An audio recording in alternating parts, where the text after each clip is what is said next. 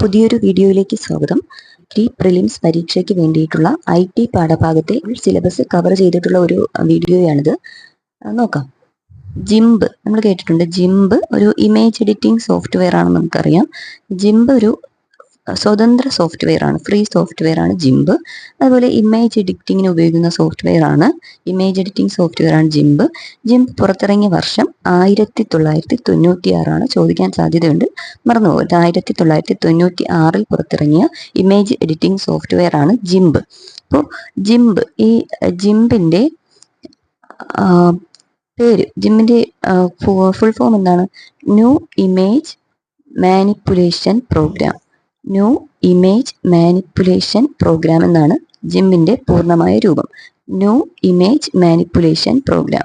New image manipulation programme. അപ്പോൾ ഇത് തുടക്കത്തിൽ ആദ്യകാലത്ത് അറിയപ്പെട്ടിരുന്നത് ജനറൽ ഇമേജ് മാനിപ്പുലേഷൻ പ്രോഗ്രാം എന്നായിരുന്നു. ഈ ന്യൂവിന് പകരം ജനറൽ ആയിരുന്നു. ജനറൽ ഇമേജ് മാനിപ്പുലേഷൻ പ്രോഗ്രാം എന്നായിരുന്നു തുടക്കത്തിൽ അറിയപ്പെട്ടിരുന്നത്. പിന്നീടാണിത് ന്യൂ ഇമേജ് മാനിപ്പുലേഷൻ പ്രോഗ്രാം എന്നായി മാറിയത്. ഇനി ഇത് ഡെവലപ്പ് ചെയ്തത് ആരൊക്കെയാണ്? Spencer Kimball, Peter Mattis. Spencer Kimball അതുപോലെ പീറ്റർ മാറ്റിസ്, ഇവർ രണ്ടുപേരും കാലിഫോർണിയ യൂണിവേഴ്സിറ്റിയിലെ വിദ്യാർത്ഥികളായിരുന്നു. അപ്പോൾ അവരുടെ സ്റ്റഡി പ്രോജക്റ്റിന്റെ ഭാഗമായിട്ട് ഡെവലപ്പ് ചെയ്ത സോഫ്റ്റ്വെയർ ആണ് ജിംബ്. ആരൊക്കെയാണ്? സ്പെൻസർ കിംബലും പീറ്റർ മാറ്റിസും അവരുടെ സ്റ്റഡി പ്രോജക്റ്റിന്റെ ഭാഗമായി, കാലിഫോർണിയ യൂണിവേഴ്സിറ്റിയിലെ അവരുടെ പഠന പ്രോജക്റ്റിന്റെ ഭാഗമായി ഡെവലപ്പ് ചെയ്ത സോഫ്റ്റ്വെയർ ആണ് ജിംബ്. അപ്പോൾ ഇത് ന്യൂ പദ്ധതിയുടെ കീഴിലായത്, ന്യൂ പദ്ധതിയുടെ ഭാഗമായത് 1997 അത് നമുക്കറിയാം. ന്യൂ പദ്ധതിയുടെ പേരിലായതിനു ശേഷമാണിത് ന്യൂ ഇമേജ് മാനിപ്പുലേഷൻ പ്രോഗ്രാം എന്നായത്. തുടക്കത്തിൽ ഇത് ജനറൽ ഇമേജ് മാനിപ്പുലേഷൻ പ്രോഗ്രാം എന്നായിരുന്നു. ന്യൂ പദ്ധതിയുടെ കീഴിലായപ്പോൾ 1907 ഇതിന്റെ പേര് ന്യൂ ഇമേജ് മാനിപ്പുലേഷൻ പ്രോഗ്രാം എന്നായി മാറി. ഇനി ജിംബ് നമ്മൾ പറഞ്ഞു ഇമേജ് എഡിറ്റിംഗ് സോഫ്റ്റ്വെയർ ആണെന്ന് പറഞ്ഞു. ഇതേ ടൈപ്പിലുള്ള മറ്റ് ഇമേജ് എഡിറ്റിംഗ് സോഫ്റ്റ്വെയർ ഏതൊക്കെയാണെന്ന് നോക്കാം. ഇങ്ക്സ്കേപ്പ് ഒരു ഇമേജിംഗ് എഡിറ്റിംഗ് സോഫ്റ്റ്വെയർ ആണ്. ഇങ്ക്സ്കേപ്പ്, അതുപോലെ XPaint, MyPaint, Pencil, GIMP, ഇതൊക്കെ ഇമേജ് എഡിറ്റിംഗ് സോഫ്റ്റ്വെയർ ആണ്. Inkscape, XPaint, MyPaint, Pencil, GIMP എന്ന് നേരത്തെ പറഞ്ഞു. ഇതെല്ലാം ഇമേജ് എഡിറ്റിംഗ് സോഫ്റ്റ്വെയർ ആണ്. ഇത് മറന്നു പോകരുത്. Inkscape, XPaint, MyPaint, Pencil, GIMP. അപ്പോൾ നമ്മൾ 3 ടൈപ്പ് സോഫ്റ്റ്വെയർ പഠിച്ചിട്ടുണ്ട്. ആദ്യം വെബ് ബ്രൗസർ പഠിച്ചു, പിന്നെ അതുപോലെ മാപ്പിംഗ് സോഫ്റ്റ്വെയർ പഠിച്ചു, പിന്നെ അതുപോലെ സെർച്ച് എഞ്ചിൻ പഠിച്ചു. അപ്പോൾ അത് ഇമേജ് എഡിറ്റിംഗ് സോഫ്റ്റ്വെയറിലേക്ക് എത്തിയിട്ടുണ്ട്. അപ്പോൾ ഇത് മാറിപ്പോകരുത്. എല്ലാ സോഫ്റ്റ്വെയറും ഏതൊക്കെ കാറ്റഗറി ആണെന്ന് നമുക്ക് പെട്ടെന്ന് പിക്ക് ചെയ്യാൻ കഴിയും. അടുത്ത നോക്കാം. ഈ ജിംബിന്റെ ഔദ്യോഗികമായ ഒരു ഭാഗ്യചിഹ്നമുണ്ട്. അത് അറിയപ്പെടുന്നത് വിൽബർ എന്നാണ്. ജിംബിന്റെ ആ ചിഹ്നം അറിയപ്പെടുന്നത് വിൽബർ എന്നാണ്. ഈ ചിഹ്നം ഡെവലപ്പ് ചെയ്തത് ആരാണ്? ട്യൂമാസ് ക്യൂസ്മാനൻ ആണ്. ഫിൻലാൻഡുകാരനായ ട്യൂമാസ് ക്യൂസ്മാനൻ ജിംബിന്റെ ഭാഗ്യചിഹ്നം ഡെവലപ്പ് ചെയ്തത്. അപ്പോൾ ജിംബിന്റെ ഭാഗ്യചിഹ്നം ഡെവലപ്പ് ചെയ്തത് ആളാരാണ്? ട്യൂമാസ് ക്യൂസ്മാനൻ, ഫിൻലാൻഡുകാരനാണ്. ട്യൂമാസ് ക്യൂസ്മാനൻ ജിംബിന്റെ ഭാഗ്യചിഹ്നം ഡെവലപ്പ് ചെയ്തത്. ഇനി നോക്കാം. ASCII, American standard code for information interchange എന്നാണ്. അപ്പോൾ ഇതൊരു എൻകോഡിംഗ് ടെക്നിക്കാണ്. ഇപ്പോൾ ആദ്യകാലങ്ങളിൽ ഉപയോഗിച്ചിരുന്ന ഒരു എൻകോഡിംഗ് ടെക്നിക്കാണ് ആസ്കി എന്ന് പറയുന്നത്. എൻകോഡിംഗ് എന്ന് പറയുമ്പോൾ നമ്മളിപ്പോൾ നമുക്കറിയാം, കമ്പ്യൂട്ടറിലേക്ക് നമ്മൾ കൊടുക്കുന്ന ഇൻപുട്ട് അത് കമ്പ്യൂട്ടറിന് മനസ്സിലാവുന്ന രീതിയിലേക്ക് കൺവെർട്ട് ചെയ്യുന്നുണ്ട്. അതിനെയാണ് എൻകോഡിംഗ് എന്ന് അറിയപ്പെടുന്നത്.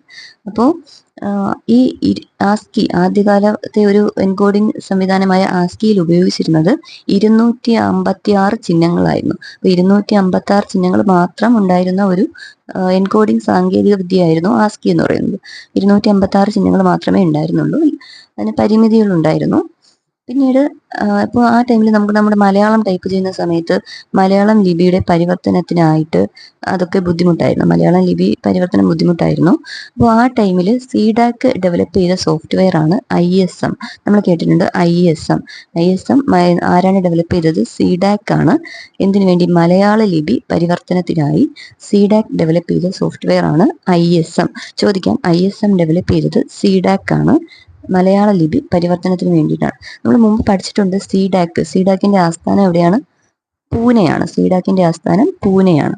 അടുത്ത് നോക്കാം യൂണിക്കോഡ്. 1996 ഡെവലപ്പ് ചെയ്തതാണ് യൂണിക്കോഡ്. യൂണിക്കോഡ് എന്നാണ് ഡെവലപ്പ് ചെയ്തത്? 1996 യൂണിക്കോഡ്.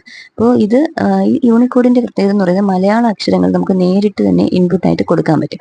പക്ഷെ ISM അങ്ങനെയല്ല. ISM നമുക്ക് ഡയറക്റ്റ് ആയിട്ട് കൊടുക്കാൻ പറ്റത്തില്ലായിരുന്നു. പക്ഷെ യൂണിക്കോഡിൽ നേരിട്ട് തന്നെ ഇൻപുട്ട് ആയിട്ട് മലയാള അക്ഷരങ്ങൾ ടൈപ്പ് ചെയ്ത് കൊടുക്കാൻ പറ്റും.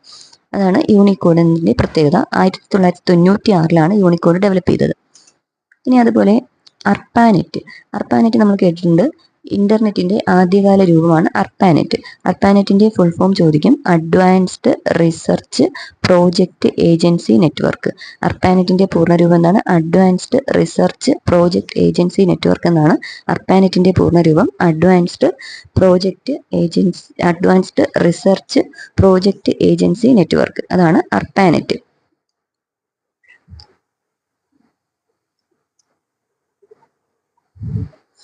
ഇനി നോക്കാം, ഏത് വർഷമാണ് ഈ അർപ്പാനെറ്റ് ഡെവലപ്പ് ആയത്?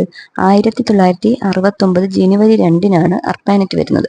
അർപ്പാനെറ്റ് എന്ന് പറയുന്നത് അമേരിക്കയിലെ പ്രതിരോധ വകുപ്പ് അവരുടെ ആവശ്യങ്ങൾക്ക് വേണ്ടിയിട്ട് 4 സെന്ററുകളിലുള്ള കമ്പ്യൂട്ടറുകളെ പരസ്പരം കണക്ട് ചെയ്തു. ആ സംവിധാനമാണ് അർപ്പാനെറ്റ് എന്നറിയപ്പെടുന്നത്. അമേരിക്കൻ പ്രതിരോധ സംവിധാനത്തിന്റെ ഒരു സംവിധാനമായിരുന്നു അർപ്പാനെറ്റ്. അവരുടെ ആവശ്യങ്ങൾക്ക് വേണ്ടിയിട്ട് കമ്പ്യൂട്ടറുകളെ കണക്ട് ചെയ്തുകൊണ്ടുള്ള ഒരു വർക്കായിരുന്നു അർപ്പാനെറ്റ്. അപ്പോൾ ഇത് 1969 ജനുവരി 2 അർപ്പാനെറ്റ് ആരംഭിച്ചത്. അപ്പോൾ പിന്നീട് അതിനുശേഷം ഇന്റർനെറ്റ് ശൃംഖലകളെല്ലാം വികസിച്ച് വന്നു. അപ്പോൾ ഇന്ത്യയിൽ ഇന്റർനെറ്റ് സംവിധാനം വരുന്നത്, ആ ഡേറ്റ് മറന്നു പോകരുത്, 1995 ഓഗസ്റ്റ് 15. അപ്പോൾ ഇന്ത്യയിൽ ഇന്റർനെറ്റ് വരുന്നത്, അല്ലെങ്കിൽ ഇന്ത്യയിൽ ഇന്റർനെറ്റ് സംവിധാനം വരുന്ന വർഷം 1995 ഓഗസ്റ്റ് 15. അപ്പോൾ ഈ ഡേറ്റ് ഇമ്പോർട്ടൻ്റ് ആണ്, മറന്നു പോകരുത്, പഠിക്കണം. 1995 ഓഗസ്റ്റ് 15. ഓഗസ്റ്റ് 15 ഓർക്കാൻ എളുപ്പമാണ്. 1995 വർഷം കൂടി പഠിക്കണം. 1995 ഓഗസ്റ്റ് 15 ഇന്ത്യയിൽ ഇന്റർനെറ്റ് സംവിധാനം വരുന്നത്. ഇനി നമ്മൾ പഠിക്കുന്നത് ഒരു വെബ് ബ്രൗസറാണ്. നേരത്തെ പഠിച്ച വെബ് ബ്രൗസറുടെ കൂട്ടത്തിലേക്ക് ഉൾപ്പെടുത്താനുള്ള ഒന്നാണ് വെബ് എപ്പിഫാനി. വെബ് എപ്പിഫാനി എന്ന് പറയുന്നത് ഒരു വെബ് ബ്രൗസറാണ്. അപ്പോൾ ഇത് നോം പ്രോജക്റ്റിന്റെ വെബ് ബ്രൗസറാണ് വെബ് എപ്പിഫാനി. നോം പ്രോജക്റ്റിന്റെ വെബ് ബ്രൗസറാണ്. ചോദിക്കാം, നോം പ്രോജക്റ്റിന്റെ ഭാഗമായിട്ടുള്ള വെബ് ബ്രൗസർ ഏതാണ്? Web Epiphany. ഇനി നമുക്ക് മറ്റു കുറച്ച് സെർച്ച് എഞ്ചിൻസ് നോക്കാം.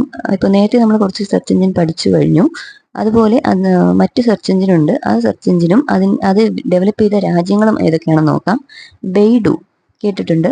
ബെയ്ഡു ഒരു സെർച്ച് എഞ്ചിനാണ്. ബെയ്ഡു ഡെവലപ്പ് ചെയ്തത് ചൈനയാണ്. അപ്പോൾ ചൈനയിൽ ഡെവലപ്പ് ചെയ്ത സെർച്ച് എഞ്ചിനാണ് ബെയ്ഡു. അതുപോലെ ബൈഗ്ലോബ് ഡെവലപ്പ് ചെയ്തത് ജപ്പാനാണ്. ഫയർബാൾ ജർമ്മനിയിലെ സെർച്ച് എഞ്ചിനാണ്. ജർമ്മനിയിലെ സെർച്ച് എഞ്ചിനാണ് ഫയർബാൾ. ബാല എന്ന് പറയുന്നത് ഇസ്രായേലിന്റെ സെർച്ച് എഞ്ചിനാണ്. ബെയ്ഡു ആരുടെയാണ്? ചൈനയുടെയാണ്. ബൈഗ്ലോബ് ജപ്പാന്റെയാണ്. ഫയർബാൾ ജർമ്മനിയുടെയാണ്. ബാല ഇസ്രായേലിന്റെയാണ്. ഓക്കെ, അടുത്ത് നോക്കാം, മാർക്ക് ആൻഡ്രീസൺ. നമ്മളൊരു പുതിയൊരു വ്യക്തിയെ പരിചയപ്പെടുകയാണ്. മാർക്ക് ആൻഡ്രീസൺ ആരാണ്? അമേരിക്കക്കാരനാണ്. എന്താണ് പ്രത്യേകത? മാർക്ക് ആൻഡ്രീസൺ ഗ്രാഫിക്കൽ ബ്രൗസറിന്റെ സൃഷ്ടാവാണ്. മാർക്ക് ആൻഡ്രീസൺ അപ്പോൾ എന്താണ് ഈ ഗ്രാഫിക്കൽ ബ്രൗസർ എന്നതുകൊണ്ട് ഉദ്ദേശിക്കുന്നത്? ഇപ്പോൾ നമുക്കറിയാം, നമ്മൾ ഇന്റർനെറ്റിൽ അക്ഷരങ്ങൾക്ക് പുറമെ ചിത്രങ്ങളും ശബ്ദവും ഒക്കെ കൈകാര്യം ചെയ്യാൻ സാധിക്കുന്നുണ്ട്. അപ്പോൾ ആദ്യകാലത്ത് ഇതൊന്നും സാധ്യമായിരുന്നില്ല. പിന്നീട് ടെക്സ്റ്റുകൾക്ക് പുറമെ ഇന്റർനെറ്റിൽ ചിത്രവും ശബ്ദവും ഒക്കെ ഉൾപ്പെടുത്തിയ ഒരു സംവിധാനമാണ് ഗ്രാഫിക്കൽ ബ്രൗസർ എന്നറിയപ്പെടുന്നത്. അപ്പോൾ ഇത് ഡെവലപ്പ് ചെയ്തത് മാർക്ക് ആൻഡ്രീസൺ ആണ്. ഇന്റർനെറ്റിൽ അക്ഷരങ്ങൾക്ക് പുറമെ ചിത്രവും ശബ്ദവും കൈകാര്യം ചെയ്യാൻ സാധിക്കുന്ന ഒരു സംവിധാനമാണ് ഗ്രാഫിക്കൽ ബ്രൗസർ. അപ്പോൾ ഈ മാർക്ക് ആൻഡ്രീസൺ ഡെവലപ്പ് ചെയ്ത ഒരു ബ്രൗസർ ഉണ്ട്, നെറ്റ്സ്കേപ്പ് നാവിഗേറ്റർ എന്ന് പറയുന്ന വെബ് ബ്രൗസർ ഡെവലപ്പ് ചെയ്തത് മാർക്ക് ആൻഡ്രീസൺ ആണ്. മറന്നുപോയത്, നെറ്റ്സ്കേപ്പ് നാവിഗേറ്റർ ഡെവലപ്പ് ചെയ്തത് മാർക്ക് ആൻഡ്രീസൺ ആണ്. ഇനി നോക്കാം, ഇമേജ് എഡിറ്റിംഗ് സോഫ്റ്റ്വെയർ ഇനിയും നമ്മൾ പഠിക്കാനുണ്ട്. നേരത്തെ ജിംബു പഠിച്ചു, അതുപോലെ ഇങ്ക്സ്കേപ്പ് പഠിച്ചു, എക്സ്പെയിന്റ്, മൈപെയിന്റ്, പെൻസിൽ എന്നൊക്കെ പഠിച്ചിരുന്നു. അതുപോലെ അതേ കാറ്റഗറിയിൽ ഉൾപ്പെടുത്തേണ്ട ഒരു കുറച്ച് ഇമേജ് എഡിറ്റിംഗ് സോഫ്റ്റ്വെയർ ആണ് ഫോട്ടോഷോപ്പ്. ഫോട്ടോഷോപ്പ് നമ്മൾ കേട്ടിട്ടുണ്ട്, എല്ലാവർക്കും അറിയാവുന്നതാണ്. ഫോട്ടോഷോപ്പ് ഇമേജ് എഡിറ്റിംഗ് സോഫ്റ്റ്വെയർ ആണ്. അതുപോലെ കൃത എന്ന് പറയുന്നത് ഒരു ഇമേജ് എഡിറ്റിംഗ് സോഫ്റ്റ്വെയർ ആണ്.